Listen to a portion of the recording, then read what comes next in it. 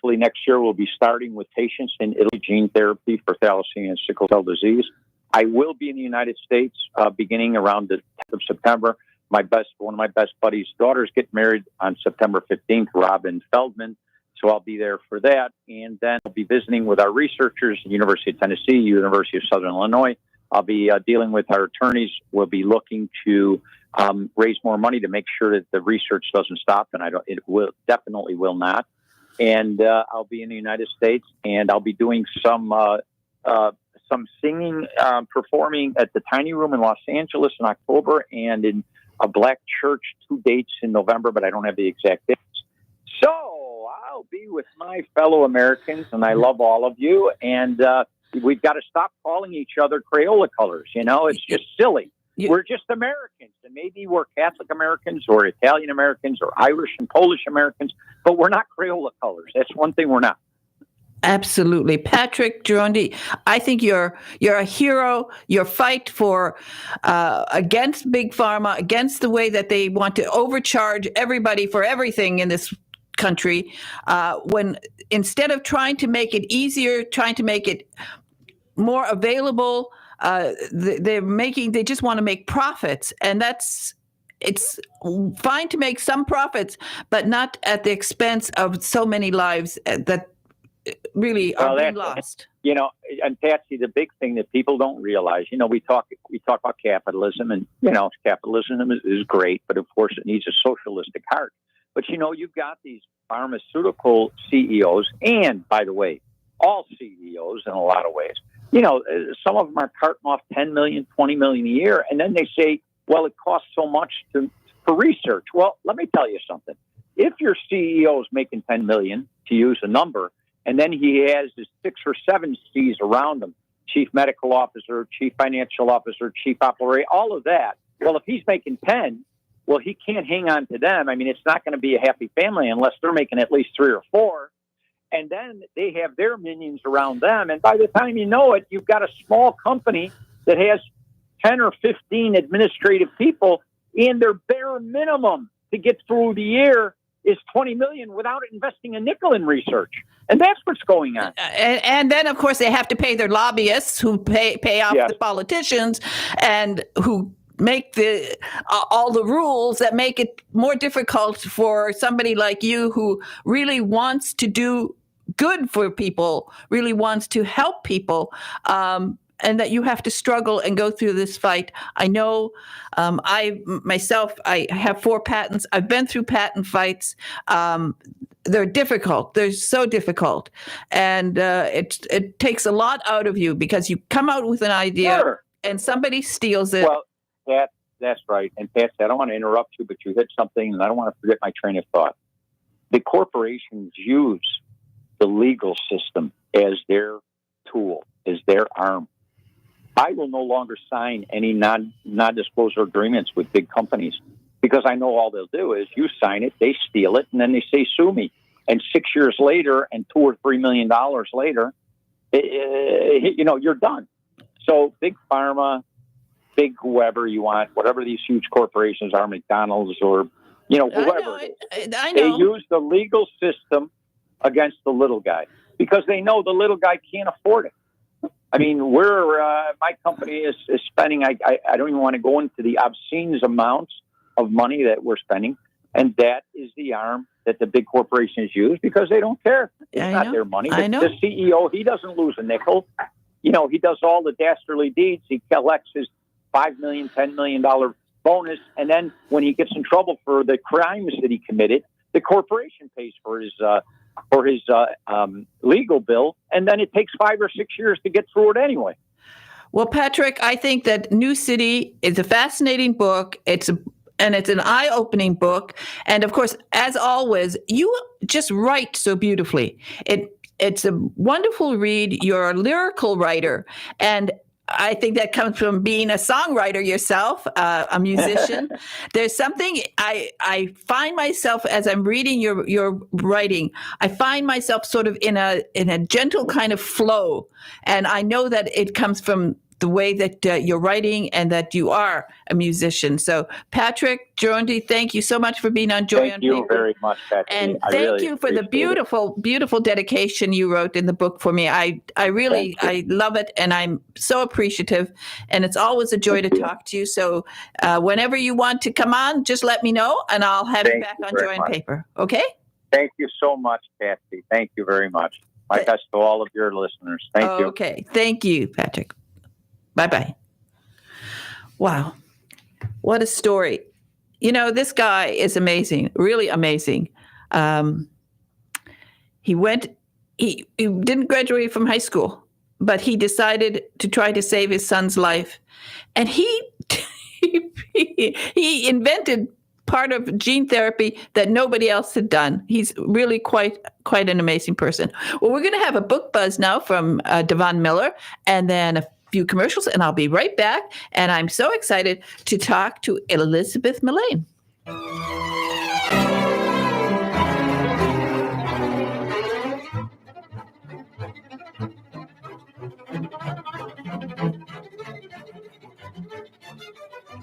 Hey everyone, it's Devon Miller, author and illustrator of the Mr. Tickety-Tock-Clock children's book series, reporting for Joy on Paper with the latest on children's book buzz. We're all a little grumpy sometimes, but someone who's especially grumpy stars in the beloved children's book series, Grumpy Monkey. Yes, Grumpy Monkey is back in a spooky new tale called Grumpy Monkey, Don't Be Scared. The book was written by Suzanne Lang and illustrated by Max Lang. Grumpy Monkey Don't Be Scared tells the story of Chimpanzee and his friends braving the dark jungle to collect treats on Halloween. Everything is different in the jungle when it's nighttime, and they all become a little frightened by strange noises and smells. The scariest thing of all for them, however, is returning home without collecting any treats. The 6th book in the Grumpy Monkey series, it's already the #1 new release on Amazon for children's ape and monkey books, as well as already making it on the New York Times bestsellers list during the first week of its release. This book is such a delight, and I hope you aren't scared when reading it. This is Devon Miller reporting for Joy on Paper. For more book buzz involving children's books and authors, head on over to radio-joyonpaper.com and click on Devon Miller's Book Buzzes. I think it's about time that I buzz out now.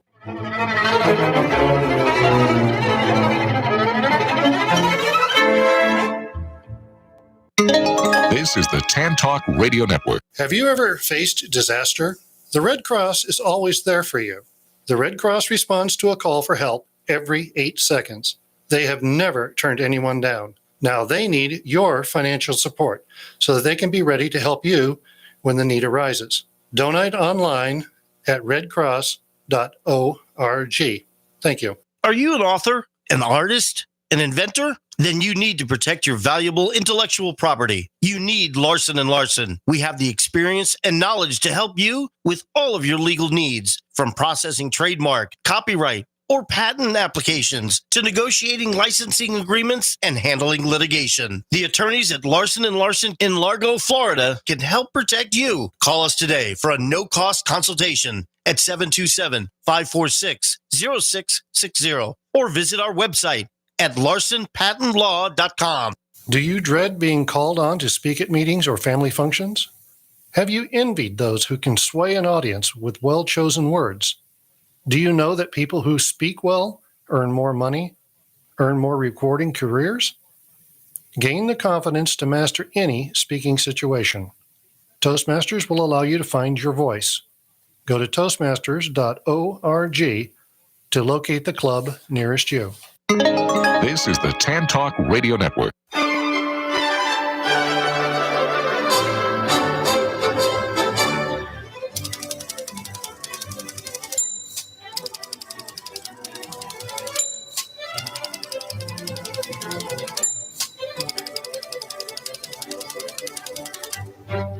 Hi, this is Patsy with a Z, and I am back with my next guest, Elizabeth Millane, and the name of her book is 60 Blades of Grass, and it is about the resistance in Holland.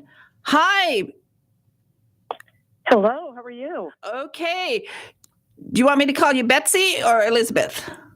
No, call me Elizabeth so people don't get confused. Okay, good. I'm Elizabeth, the author. Elizabeth, the author, and it's a beautiful. I love how you have your name in gold on the cover, right there on top of the airplanes. I always stop whenever there's an airplane on the cover because my husband was a pilot, so I like to look at it. So yes, Elizabeth Millet. This is a fine book and a wonderful story. I was as an artist myself, I sort of immediately gravitated to your character because I started thinking of myself. What would I do, and how would I do the art that she does? So tell us about your character and about the background here of the story. Oh, thank you so much for this. Really appreciate it. And by the way, the artwork, the cover was decided on by my publisher and Peter Riva, which was fantastic. I'm glad I didn't muddle it. Anyway, in the office where I write, I have 2 paintings by Rika hanging up there. And sometimes I wonder if she's saying something with the blades of grass that are there. You had asked me for a little background about this. Did you want to know how I came about finding the information for the book? Yes. Okay. My relatives were originally Germans. And after the First World War, they came to Holland. And they wanted very much to establish themselves as Dutchmen and prove to the Dutch that they were aligned with them. My grandmother continued on over to America, where she married my grandfather, Nick. And they had 9 children, 8 of them girls, my mother the youngest. During my junior year abroad, I went to a British university, the University of Lancaster. It was an extraordinary experience. And during the vacations, I made great use of the Eurail Pass and all the rails. And I visited my Dutch relatives about 3 times. I had met them originally when they had visited Muskegon, Michigan, where I'm from, and knew them somewhat. But one of the first times I got out of the cab in front of my great aunt's flat, the woman came running across the street and wrapped me up in her arms and was thanking me and kissing me. And I thought, I'm getting mugged. This is an odd way to do it. But apparently my grandmother, knowing how horrible conditions were after the First World War, sent in multiple care packages every week that helped them to survive the end of the war. Anyway, when I was there, they gathered around me and they all spoke amazingly wonderful, clear, fluent English. And they told me their stories, and I was mesmerized by them. When I finally got back to the States, I wrote these stories down because my brothers and sisters, I'm one of 6, didn't have that opportunity to hear those stories. And I wanted to get them down because it told me the kind of people we are from. When my uncle thrust out his wrist to me and said, in our blood we are Germans, but in our hearts we are Dutchmen, I thought we should all know what they have done.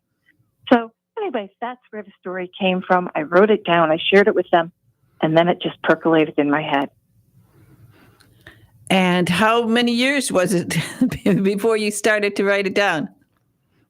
The full. I started to write it down about 12 years ago. I took writing classes and revised and listened to critiques, and then started getting rejections. And I've got to tell you, the rejections are something that taught me so much. It taught me about the market. I'd say 50% of the book is the result of these wonderful rejections that I embraced. So anyway, after a while, I finally got an agent, not an easy feat, and he started sending it out. And after every rejection, I took what they said and I incorporated it into the book. And then, I think it was October, he called to say, we've got a publisher, Bloodhound Books wants it. And it was a wonderful, wonderful day. Well, of course, Peter Riva is one of the greatest agents in the world, I think. And you're very lucky that you got him. But it also shows that how great you are, because he just doesn't take anybody. And so I know that he saw in you this great opportunity for you to really express yourself and to bring Rika alive, to bring this story alive. And you do learn from rejection. And of course, I love the style that you finally, I'm sure you had her voice at one, in your heart, and to get it down on paper is a challenge. And I like the format. I like her diary entries. I always like books with diary entries. It just makes it so compelling. You really feel the character. So when you finally decided how to do it, what was the flow for you? How did it flow out of you? The first chapter, the first chapter that I wrote is the last chapter of the book. I was sitting at a writer's group, an editor was speaking, and all of a sudden the voice came to me. I got up from the chair, drove home, and had to get the entire thing down. And I don't think I changed much about that last chapter at all. Oh. So that's where the voice came from. And I listened to the voice, and then I had the voice of Maxim. And then I had the voice of Leishan. And the more I paid attention, the more they all spoke to me. And Amy, I thought she was a lovely dimension in the book. Isn't it exciting when that happens to you, when your characters take over? Yes, absolutely. I'm glad that you understand that. Oh, it is. There's something at one point where you feel them so much in your soul. You just know what they're going to say. And it's so exciting. And then when you see this, you see the words on paper, and you know that you've gotten it right and that you're going to touch somebody's heart with your writing. And that's what you do, because it's a complex story about something so horrific. This period in Holland when the Germans took over the country and what they were doing to the Jews. And tell us exactly what Rika's job here was in the beginning, what she was doing. We're not going to give, things away, but I mean, this is important, that she was an artist. And how did you, who told you about what she did, and how did you translate this into, putting it on paper? The relatives whom I met with during my junior year abroad when I visited Holland, I probably visited about 3 times. They told me about how she was asked as an artist to go to the rail yards, the bombed out rail yards, because the rail yards were the first place the Germans bombed during the invasion. Then they restored them. And initially, the Dutch did not know where their countrymen were being taken. They knew they were being rounded up.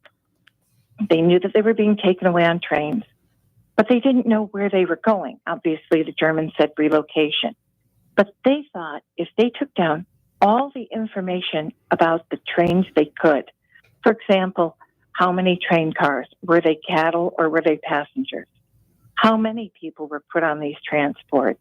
Was there violence? What direction the train took? If she could paint that in code, pretending to be an artist just painting the weeds in the rail yards, they could keep track of that information and retrieve their countrymen at the end of the war. That was their aim. So you said you have 2 of her paintings? I do. I'm not sure if they were painted in that manner, but one has beautiful poppies and lots of leaves, and perhaps the inspiration to name the book 60 Blades of Grass came from that. Wow. Most people don't understand how really horrific it was in Holland. Well, the Netherlands. I still call it Holland. I think, you mentioned that you're from Michigan, and I'm from northern Michigan. And, wow. And of course, every once in a while when eventually we moved to Detroit, I was raised in Upper Peninsula, but eventually we moved to Detroit, and we would go over to Holland, Michigan. I don't know if you ever made that journey to Holland, Michigan, which was so fantastic for the flowers, because my mother loved tulips, and one of the greatest joys of her life and all of my childhood. The first thing we would do, in northern Michigan, we waited for spring. We'd wait for spring. And my mother and I would always in the fall plant tulips. So going to Holland, Michigan for the Tulip Festival was one of the highlights of my childhood. Oh, I'll bet. I lived not far from Holland. I visited there often. As a matter of fact, my father was responsible for them getting their first windmill from Holland directly from the Netherlands. Oh, that's well, you know how magnificent it is to see the Tulip Festival in Holland, Michigan, or in Holland itself. Yes. It's marvelous. Now, did the country suffered so much during the war. Now, my father was in the Battle of the Bulge, and I followed his footsteps really from Dade down, through the Ardennes. So I did that area. But I also was in Holland many times and in Amsterdam many times.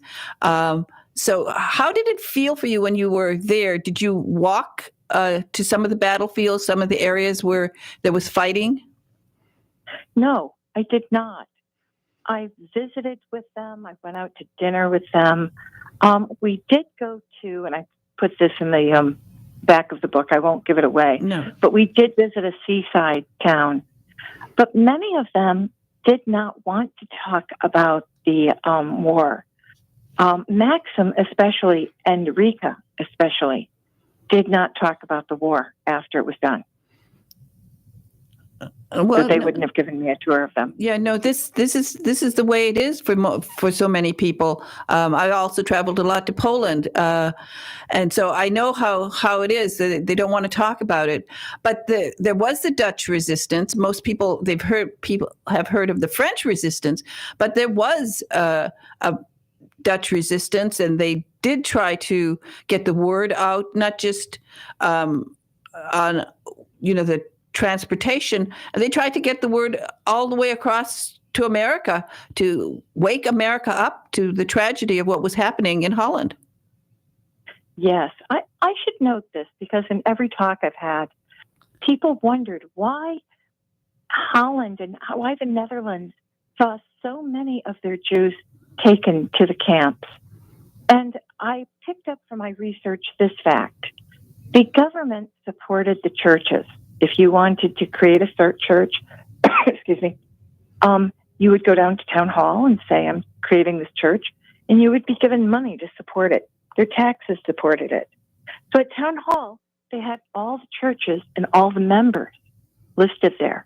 When the Germans came in, they took over the town halls, got all the lists of the Jews and their addresses. Yeah, they did. And it's still hard. It's strange, isn't it? Now we have a war again, a war in Europe, which we didn't think we were going to have another war in Europe, a land war in Europe, a war with tanks and guns and battlefields. And so now this generation can see the horrors of war. I agree with you. Absolutely. We're repeating so much of what happened. And I'm happy and pleased that the United States and all the allies are rallying to the Ukrainian government and Ukrainian people to fight this evil. Your book is, as we're reading it and we're learning more about Rika and about her dreams and her hopes for the future. And tell us a little bit more about her family and the man she loved. I didn't know that. I didn't know who she loved. She did marry and she was an artist in Paris. But I was told early on while I was developing the book that people wanted to feel closer to Rika. And actually, I'm going to tell you a little funny story right here. I thought, how do I get people to feel closer to Rika and to Maxim and to Leishan? What should I do? And obviously, inventing a love life is something that's important. So I did. Then I went back to my mother and telling her about the process of the book. And I said, I had to invite sex lives, Mom. And my mother's 92. And she threw out her hands and she said, you have to change the names. We still have relatives in Holland. I can't have this out there. So Rika and Maxim and Allie and our Aunt Amy and Lisbeth are all different names for that reason. I wasn't going to upset her with that. Oh, that's funny. It is funny. I did hear, though, when I was a kid growing up, I heard the aunts whispering about my Aunt Lisbeth and how she had promised her mother on her mother's deathbed that she would remain unmarried and available to take care of her sister, Amy. The aunts were very disapproving of that promise, but they were also a little scandalized by her behavior after it.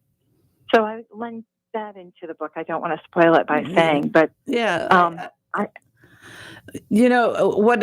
what is interesting always when you're doing a period book, going back in history, what were some of the most surprising things you discovered in your research? Just about life. I couldn't believe the fortitude of the people who fought in the resistance and endangered their lives every day. I was recounting this to a friend of mine who had his father had resisted the Pakistani government. And he's a silent fellow, but he rose up from the table that we were sitting at and said, you would, when you're faced with such an evil regime and you see things going on, you just don't have any choice. You have to resist it because your life isn't worth it if you don't. So I thought that was astonishing. Obviously, not everybody did. There were a lot of collaborators, and that was the most worrisome thing. Who could you trust in Holland? At one point, and I was told this from my relatives, they said, look who's getting fat, because they're collaborating. They're getting food from the Germans. Everybody who's starving isn't working with the Germans. Wow. Well, I think you've done a beautiful job with this book, telling the story of Rika and of the resistance and of the horrors of war. Well, thank you. Now, of course, I'm now that you're a writer, I'm sure you're writing a new book, or two, or three. Yes, one book that I'm working on. I help families whose kids had cancer, and the bravery I saw in those children, I needed to tell their stories. But I'm also writing a story about my family and wonderful stories that have come out of my Michigan family, because there are a lot of characters there. I think these stories, I want to put them on paper so people always have them. Well, that's the right attitude. That's what I try to encourage people to do. Keep the memories alive by writing them down, getting them down, finding that joy on paper, because it's always the first book takes a while. Sometimes it takes 12 years or 20 years. But then once, it's funny, something happens. Once you see your first book and oh boy, I got that on paper and it's good and it's touching people's heart, then you know that you can just forge ahead and continue writing. And you certainly discovered the joy on paper. Elizabeth Millane, I'm so happy that you were on Joy on Paper today.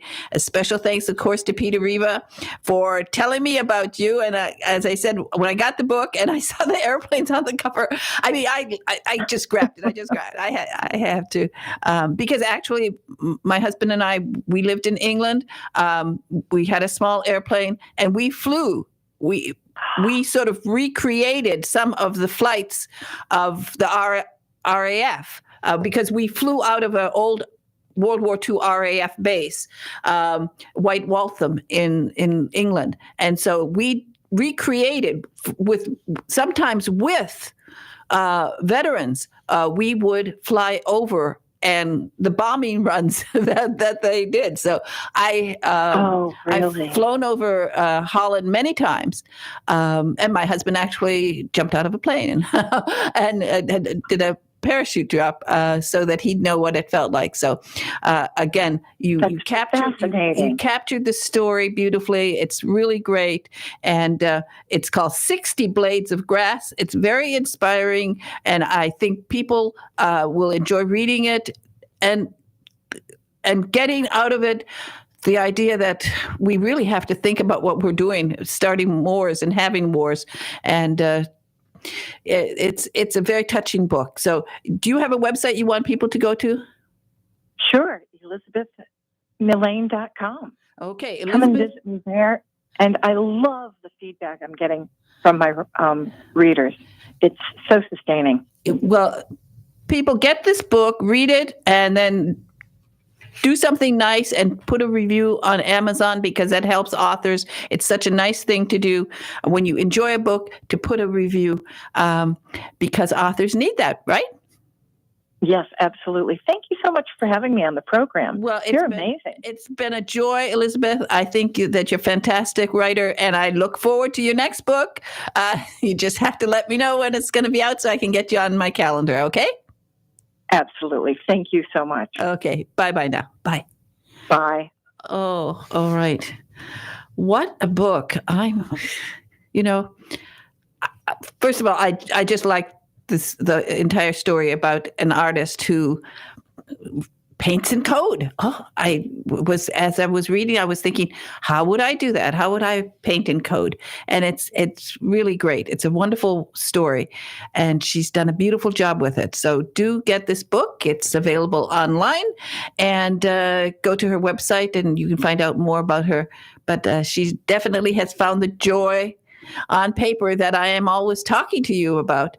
Now, next week, oh my goodness, this is such exciting news. Bria Burton is going to be a guest host on Tuesday because she has a very, very, very, very special guest. Lou Diamond Phillips is going to be her guest, and she's excited about it. He's going to be with her for the entire hour, and it's really exciting because, of course, he is, one of America's favorite, really, with La Bamba and all of his movies. He's a fantastic guy. And he decided to write sci-fi. And this tale that he wrote is fascinating.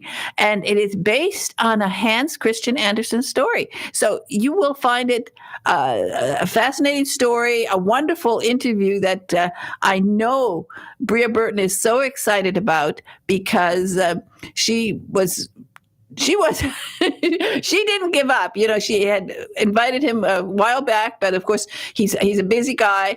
But sort of thanks to the writer's strike, he's got a little bit of free time, and so he's going to be on Joy on Paper, and we're thrilled because I love his book, I love him, and it's going to be wonderful. So that's on Tuesday.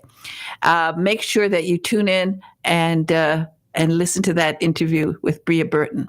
And then meanwhile, remember what I always tell everyone. One of the joys of life is to see your words on paper, to hear them spoken in an audible book, or if you're very, very lucky, to hear those magic words, lights, camera, action, and your book will be turned into a major motion picture, streaming video, or perhaps a series on the Hallmark Channel. And you never know. and you won't unless you start writing. So do start writing, like Carol J. Perry, who does 1,000 words a day. Well, she has to because she's turning out 2 books a year, and she does it. And Witch City Mysteries is now in number 13 is available. You have to get it, and because she's working on 14 already. Anyway, say something nice to somebody today, and I will say something nice to Big Ed in the control room. Thank you, Ed, for everything. I appreciate you. And everybody have a wonderful, wonderful weekend. Read a good book. And Ed's going to salute me because I'm going to salute him because I should have been a general. Oh, boy, oh, boy. And, I have hundreds and hundreds and hundreds of books about battles. I'm sort of a battle fanatic. So I would have been a great general. Okay. Bye-bye, everyone.